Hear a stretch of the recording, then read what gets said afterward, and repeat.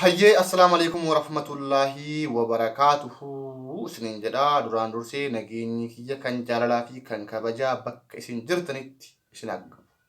Kan biyya keessaa kan biyya alaa hundi keessanuu nageenyi kiyyaa fi salaamanni kiyya bakka jirtan isin dhaqqabu.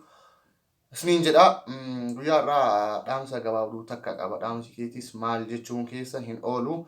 Akkuma beekamu baatiin Ramadaan yookaan jiini soomanaa guyyoota muraasa qofatu nu hafe. Nu qaqqabuuf yookaan nu bira gahuuf. Kanaaf ji'a soomanaa, ji'a jaalalaa, ji'a gammachuu, ji'a araaramaa kana rabbiin alhamdulillah baga ittiin nu gahe hunda keenyaa baga ittiin isin gahe isiniin jedha. Itti aansuudhaan soomanni bara kanaa kun adda ta'a xiqqoo. Maaltu adda ta'e godha yoo jenne akkuma beekamu addunyaa yeroo ammaa kolonii jala jirti. Maaltu koloneeffatee dhukkuba koronaati inshaallah. Rabbiin nurraa kaasuu, rabbiin dawaa isaa nuuf argamsiisu. Kanaafuu akkuma beekamu masgiidonni garaagaraa sababa dhibii kanaa cufamanii jiranii hundi keenyaa hin beekne jechuudha.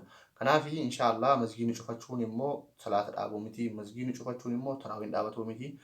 Inshaallah akkuma duraan yeroo dheeraa masgiidatti dabarsinaa zikrii goonee taraawii salaannee sa'a dheeraa masgiida dabarsuu turre jechuudha ji'a soomanaa. Ammallee akkasumatti inshaallah masgiidni nurraa cufatu zikrii haa jabeessinu, taraawii haa salaannu, salaata keenya haa jabeessinu isiniin jedha.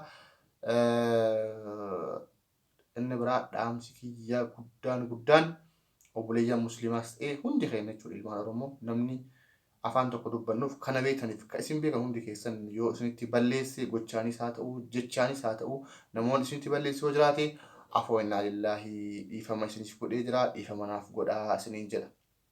Asumaan warroonni YouTube chaanaalii kanaa maatii hin ta'in mallattoo diimtuu sangattuquudhaan maatii koo tahaa isiniin jedha. Assalaamu alaikum warahmatullahi wabarakatuhu. Isin jaaladhaa.